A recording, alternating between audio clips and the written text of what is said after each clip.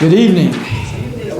So last Saturday we had our monthly Bible study, our Saturday morning Bible study at the Britton's house. And as we were getting close to the end, a question came up. What's the difference between a soul and a spirit? It's a pretty deep question, and we had a long discussion. We ended the class, and we were still discussing it going out the door. So I thought, well, I'll see if I can come up with a devo on that subject. But the subject's pretty deep and it's pretty wide, so I'm only going to be able to skim it for the time that I have. So my topic, or the lesson title would be, what's the difference between a spirit and soul? So what I did is I went on to the Christian Courier website, and I just typed in soul, and this lesson came up. What is the difference between the spirit and the soul? I said, well, that's pretty good. Let's see if that answers the questions, but man, it was pretty complicated. So one statement was there, said the following represents a very brief, the Hebrew term for soul is, forget my pronunciation on this, but I think it's nephesh. Does that sound right? It's found 780 times in the Old Testament, translated different things depending on the passage in which it occurs. And because the variety of the contextual meaning it is not always rendered by the English word soul. The King James Version of the Bible takes that same word and has 28 different translations that it uses on that. And I go, wow, that told me right now and then that this is going to be a tough subject to teach on. So we're going to look at some of the uses of the word soul to start off with in the Scriptures. And the first use we will look at in context is a soul is used as a person. And I'll just give you a quick example in Ezekiel 18:20. The soul that sinneth, it shall die. Some Bible versions use person. The person that sins. So so it's all about context. And then I like in 1 Peter 3:20. It talks about 8 souls were saved through water. It's talking about Noah's family.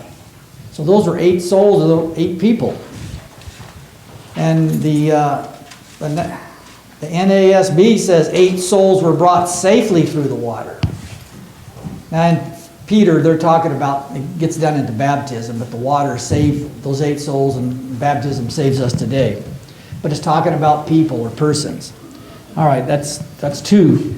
Second use, we will look at the context, is a soul is life itself. Sometimes it uses life. So in Genesis 1:30, and to every beast of the earth, and to every bird of the heavens, and to everything that creepeth upon the earth, wherein there is life. So the beasts have life, and we have life. In some contexts, a soul simply has reference to biological life. It is the animating force that is common to both humans and animals. All creatures have life. And the American Standard Version, footnote says in Hebrew is living soul. So soul can be used as life. I have some other ones. I was going to do Matthew 2:20, but I'm going to go ahead and skip over that. And Revelations 8:9 are good examples. Okay, the third use I want to look at is, in context, is a soul can refer to our mind. So Genesis 27:25, and he said, bring it near to me, that I will eat of my son's venison, that my soul may bless thee. A soul can have to do with the aspect of man that is characterized by the intellectual, and also it can be emotional. And Job 30:16, and now my soul is poured out within me. Job had a lot of stress he's going through. And then if you want to take these notes down, you can look in Genesis 1:26. God said, let us make man in our own image, after our likeness. It is the eternal component of man, the soul. Matthew 10:28, and be not afraid of them that can kill the body, but are not able to kill the soul, but rather fear him that is able to destroy the body and the soul. It can exist apart, so the soul can exist apart from the body.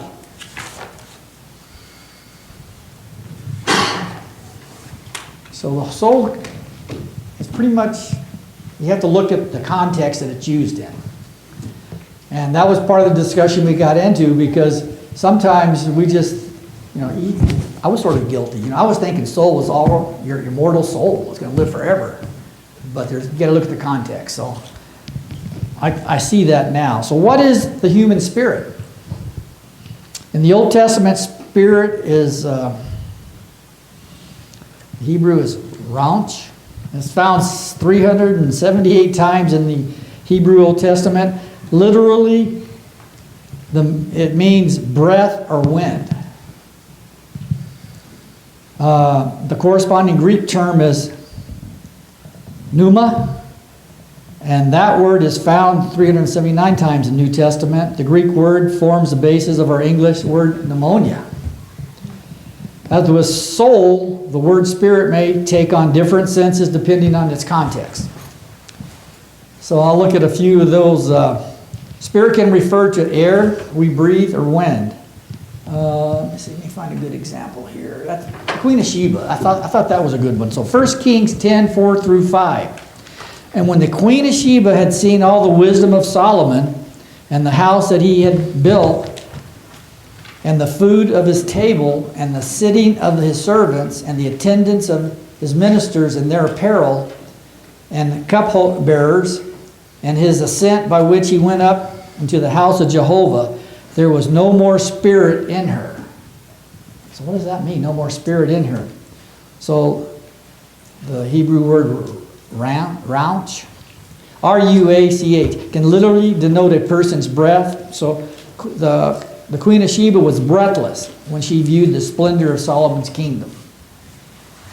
And another example we could look at would be Ecclesiastes 1:14 and verse 17, but for time, I guess I'll skip over that. So spirit can refer to non-physical beings.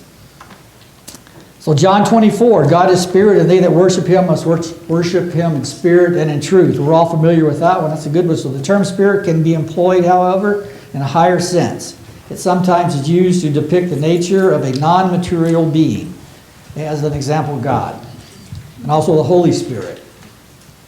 Let's see, do I have some more? Angels.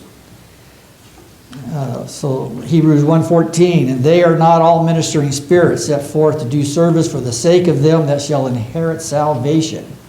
So ministering spirits is what an angel is. Spirit can also refer to a person. An example of that would be 1 John 4 and 1. Beloved, believe not every spirit, but prove the spirits whether they are of God, because many false prophets are gone out into the world. So sometimes the word spirit can be used by way of the figure of speech known as the synecdoche, apart for the whole.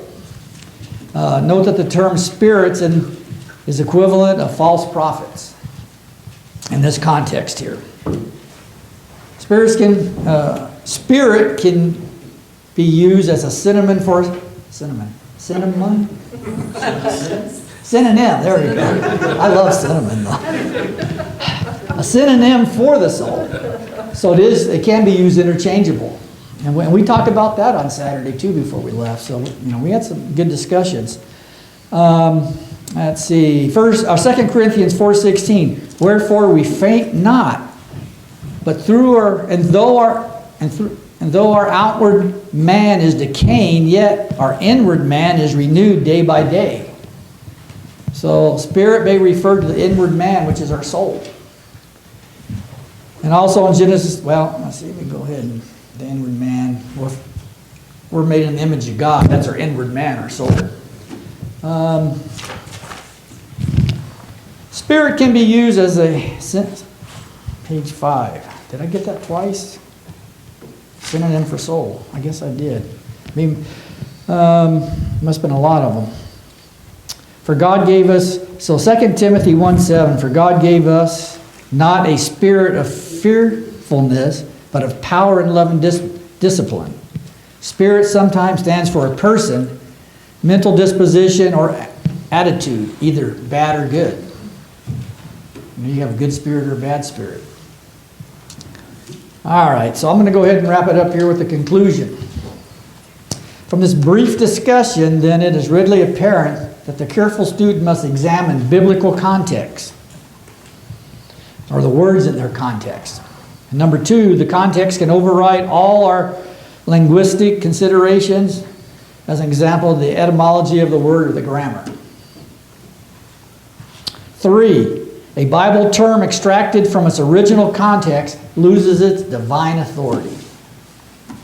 There's an old saying, a text taken out of context is a pretext, which is a lie. And so that's what we want to be careful not to do. And finally, one thing is for certain, an honest student cannot study the uses of soul and spirit in the Bible and then conclude that humans are wholly mortal. And yet this is what skeptics contend and some religionists allege, as well as Jehovah's Witnesses and Seventh-day Adventists. So that's a short presentation on the differences between the spirit and the soul. I hope it was educational for you. At least I learned a lot from studying it. So I would recommend you go on to ChristianCourier.com and read the full, excuse me? Look up soul. And yeah, just put soul in the search engine and this article will come up, and a lot more if you want to even study more. So if there's anyone in the audience that needs to respond to the invitation tonight, the invitation is open, and we ask that you stand and come as we sing.